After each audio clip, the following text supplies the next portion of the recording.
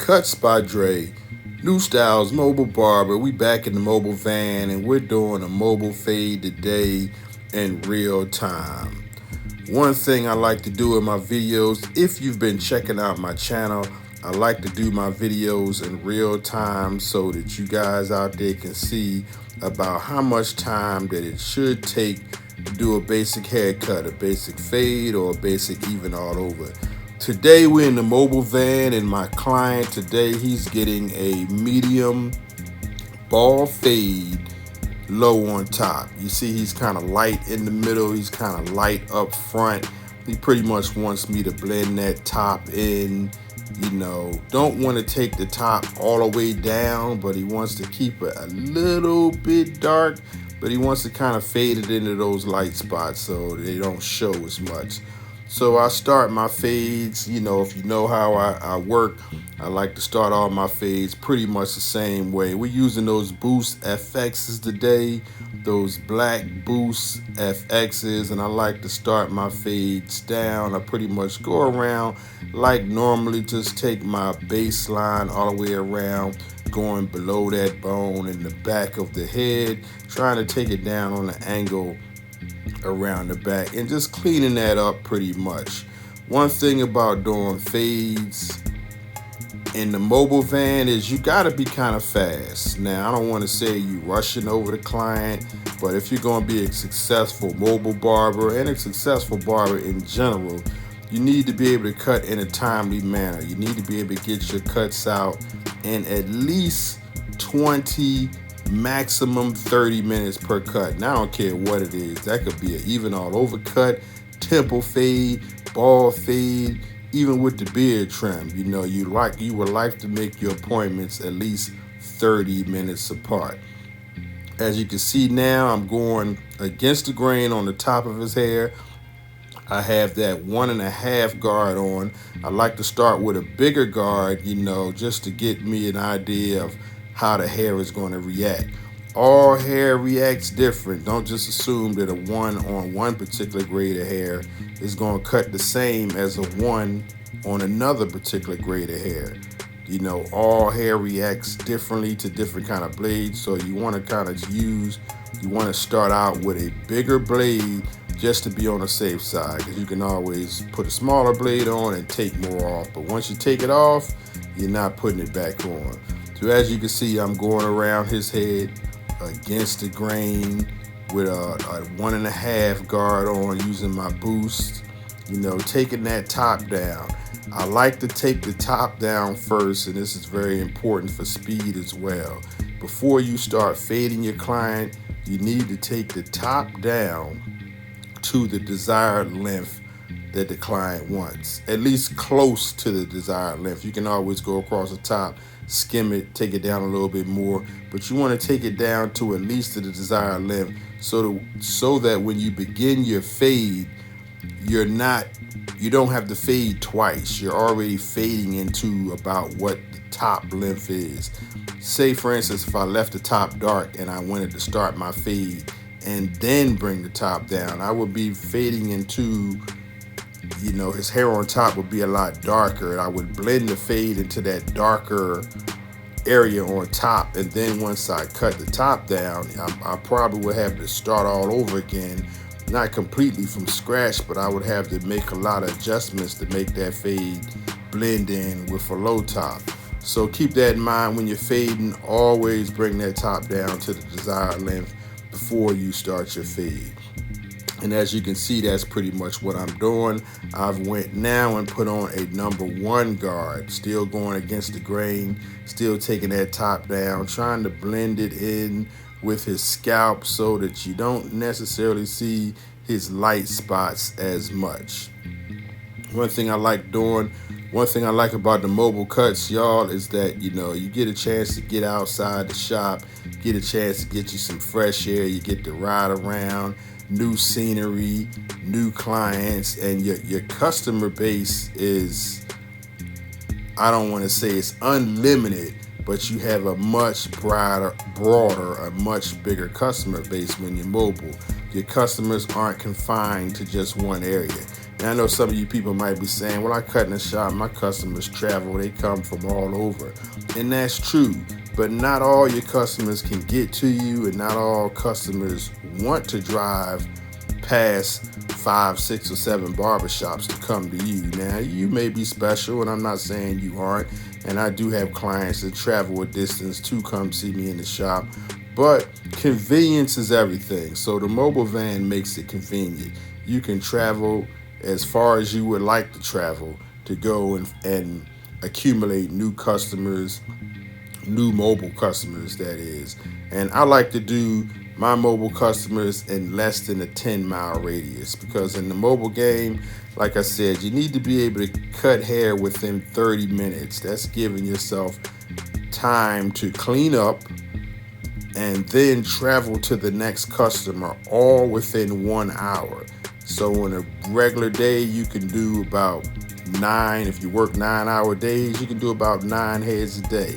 And if you're a mobile barber and you're charged anywhere from $50 on the low end all the way up to $100 or even more, depending on where you are in the country, you can make a nice amount of money in one day. Just cutting 9 to 10 heads, you can make it up to $1,000 in a day, just cutting mobile cuts. So it is very lucrative. Right now, as you can see, I'm fading them now. I've taken the guards off.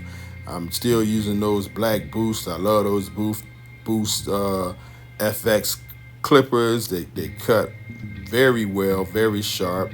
I'm just going around his head methodically, taking out the line that I established in the beginning. It's real easy to take that line out when you bring that top down to the length that you want to keep it, so you don't have to fade them twice. So that's what you see me doing right now. I'm pretty much fading out that line in the beginning that I put in, and once I go around his head and fade that out, then I'll come back and I'll clean it up, just a little bit later. My cuts are in real time so that I can show you about how long it should take to do a basic fade. And back to the mobile part. Like I said, speed is everything. You don't want to rush the client, but you do want to be able to cut your clients within 20 to 30 minutes, giving you enough time, like I said, to clean up your van, get it prepared for the next client, sanitize it and everything, and then drive off to your next client. And I pretty much set my schedule. I have a booking website that I use, and I have a radius in which I advertise to. My radius is a 10-mile radius. 10 miles might not seem a lot, but 10 miles can take you pretty far into the next county, depending on where you are. If you're in a city, it can take you far away from your original destination. I like to keep my travel under 20 minutes. So I got 20 minutes to travel, 10 minutes to clean up, and another 20 minutes to cut your hair. And that's going to bring me around my hour. You got 20 minutes on the road or less.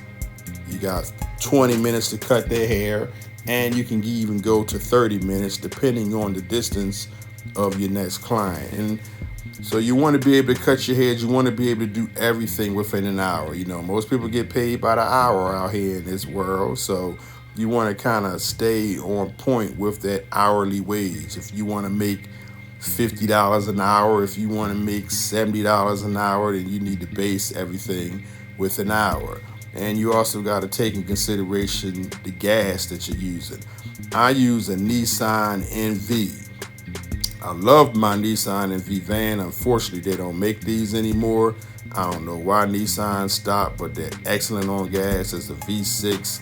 I spend very little. I gas up once a week, and it pretty much carries me through the whole week. So it's almost like paying booth rent. You might spend like $70 a week on gas, and that'll pretty much carry you, within a 10-mile radius every day for the entire week. Once again, you see I'm cutting his hair, moving quite quickly through this haircut. Now I'm already down around the fade. I don't like to start my fades with the edges. A lot of people you see doing tutorials, they start off their fade right here with the edges. They'll put a they'll put a ball line all the way around his hair. I don't like to do that because I think that that's just another line that you have to take out. So if you notice, I'll ball the bottom with my edges, but I'll always stroke up and I'll flick the wrist out. Therefore, I'm balding the bottom without putting another line in. And it also makes your fade look more uniform, more of a gradual fade. I think that customers like that more. I think people that appreciate a true fade like to see that transition from bald to medium to dark. And I think that's very important in the fade. So that's one of the reasons why I don't use the edges to ball out first. Now, as you can see, I've picked up those wall 100s. I like to use these to clean up fades a lot. They don't cut as sharp as the boost, and they're good for taking out bulk, dark spots without actually putting another line in the hair. The boosts are so sharp, if I was to go in heavy with those boost clippers, with the FX clippers, I possibly could put even more lines in his hair, more indentations in his hair that I would have to work out eventually. This blade is more of a smooth blade that's on these are the Wall 100 series, 100-year series. The blade isn't as sharp, it's kind of beveled at the front, kind of curved, and it's good for working out all of those little small imperfections. That's one reason why I love that particular clipper to clean up. And it also lets you keep your speed up. This video is not sped up. You know, it might look like I'm cutting a little bit faster than normal. It might look like the video is sped up a little bit, but this is a real-time video. I haven't sped anything up. This is the speed in which I cut my fades. And as you can see right now, we're at the 12-minute mark in the video, and his fade is almost complete. So right now, within the next 10 minutes, I'll work on either shaping his beard up, getting him an edge up, and just cleaning his haircut up to try to make it as smooth as possible. Then once you start approaching that 20-minute mark, you know, I don't want you to be cutting hair looking at your watch, but you are working by the hour. You know, if you're like myself and you have appointments scheduled every hour or every 30 minutes, you know, you have a time frame, an amount of time that you can spend with each customer. So you have to be aware of that, and you have to, you know, get that customer out of your chair. Give that customer the best haircut that you can give them within that 20 to 30 minute time. Now, I'm not saying rush the customers. Any of my customers out there watching, I don't want y'all to think I'll be rushing over y'all. But you have to be pretty much a fast barber, and over time that speed will pick up. You will gradually see your speed begin to pick up the more heads you cut, especially if you're focusing on increasing your speed. If you're not focusing on increasing your speed, then your speed won't pick up. You have to make it a conscious effort to focus on improving your speed as a barber. Like anything in life, if you want to get better, you got to continue to do it, repetition. You got to continue to hone your skills, improve your craft, and use different techniques and different pieces of equipment to achieve the job that you want to achieve. So right now I'm back to those boosts, you know. Now when I clean up with the boost, I'm being real light-handed. That's one thing about cutting hair as well, that you can't see on the video, how much pressure that you actually put on the client. If you put a little bit more pressure on the client, you're going to cut more hair. So when I'm using those boosts to take out these dark spots, I'm not applying as much pressure on the client's hair as I would when I'm using my wall clippers, because I know these boost clippers are sharper. I know that they will cut more hair. They have the potential to leave indentations in the hair if you're not careful. So definitely keep that in mind. As you can see now, I'm coming around the 15-minute mark on this client. So typically you want to be done in about 5 to 6 more minutes. Now, you can always go over. I'm not saying you got to be precise. 20 minutes, the client is out the chair. Make sure you give them a nice, thorough haircut and shape up, without rushing them out the chair. But around that 20-minute mark, okay, it's time for me to clean them up. It's time for me to shape them up, give them a nice sharp line, and get them on out the chair. Another thing where I like the mobile, I want to get back to that mobile game for all y'all people out there considering being mobile. This van right here, I actually own the van now. It's 6 years. I've had my mobile van now for 6 years. I've been in the business for 6 years now doing mobile cuts. Let me talk to you about the shape up real quick. I'm using my flexes. These flexes are super sharp, but they don't cut the client.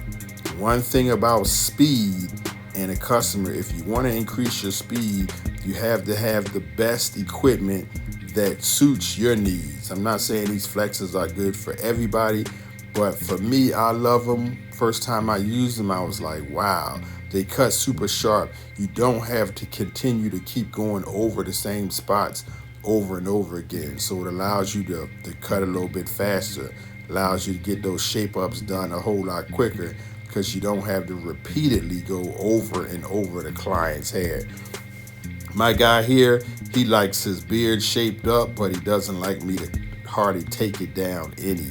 He likes to keep it nice and full, keep it dark. He's still growing it out. So he just likes a light line, keeping it as wide as possible all the way around. But you would pick this beard out, if he wanted to trim down some, maybe hitting the loose ends, pick it out real good with your pick or, a big wide tooth comb, and that way you can pretty much just trim the loose ends off of a beard like this, or even cut it down some. Now, a lot of you guys like to use the razor. Now, I'm gonna tell you one thing about the razor. I do not do razor lines normally on a client. Razor lines is like something special. It's like an add-on service. Number one, because when you pull out a razor, it's going to take more time. It's going to take you longer to do a razor lines. Don't get me wrong, that razor line does make the cut sharper. It cleans up those fine hairs that the clipper can't get. But when you're on a time frame, 20 to 30 minute time frame, once you pull that razor out, unless you're super quick with it, you're going to go over your time limit. So I normally don't do razor lines unless it's a customer. Like this customer right here, he could probably use a nice sharp razor line. And I have given him a razor line in the past, but it all depends on my schedule and my next client. If my next client isn't too far away, if it might be 5-minute drive from here, 10-minute drive from here, and I see I got extra time, then I'll pull that razor out and I'll give him a quick razor line. Now, if they want more than that, then I'll have to actually charge them more and lay the client back and do a full actual razor shave all the way around to clean it up.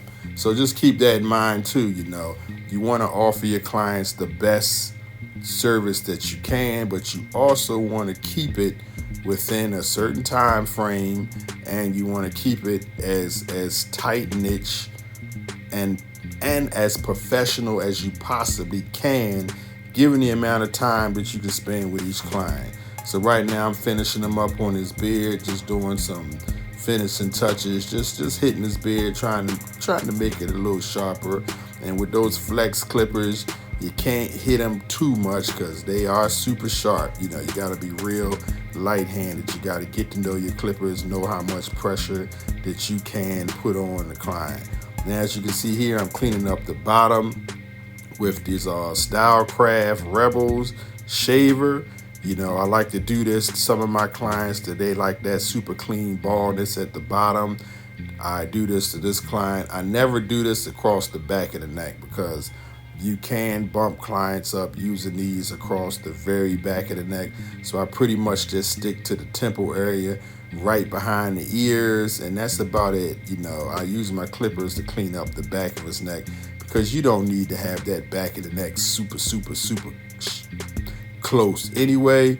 And keep in mind, it will irritate the client. It might not seem like it irritates them today, but if you continue to do that tomorrow, the day after, or even 5 or 6 haircuts later, you will begin to irritate that client's skin in the back of the neck, and you may possibly, cause some bumps. As you can see here, I just used my Gold Boost FXs to clean them up around the bottom, just to get that nice and smooth, nice and close around the bottom of his neck. Once again, for all you people out there doing mobile, I was talking about, how long I had been cutting mobile. I've been doing mobile now for 6 years, a little bit over 6 years. My mobile van is fully paid for. I was on a payment plan.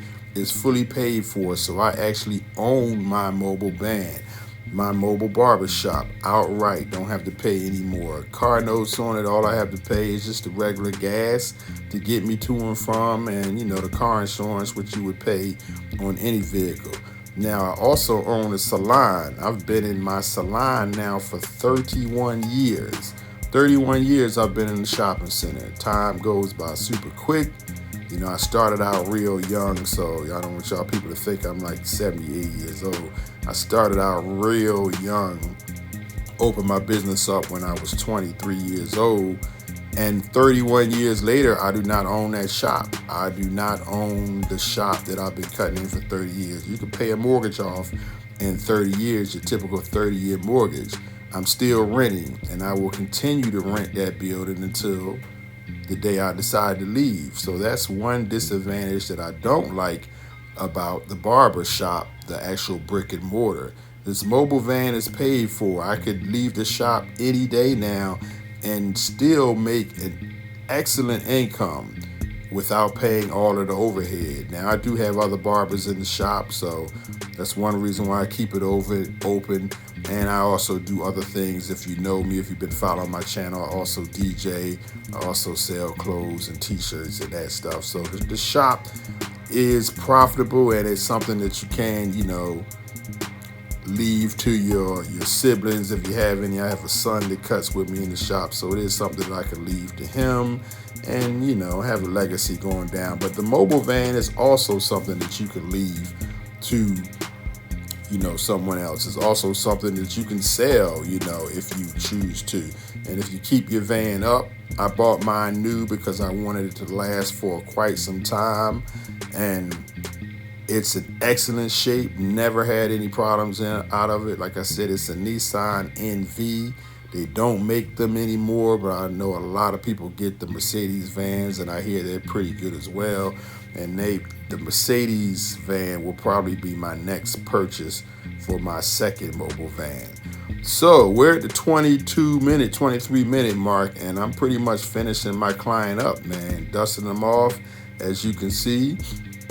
Pretty much a nice ball fade, under 25 minutes. He's looking good. I'm satisfied with the cut, and I'll show him the mirror, and that's pretty much it, man. I'll just do some finishing touches, getting some of that hair off my client's ears. That's right, barbers. Don't forget to get that hair off of the ears, man.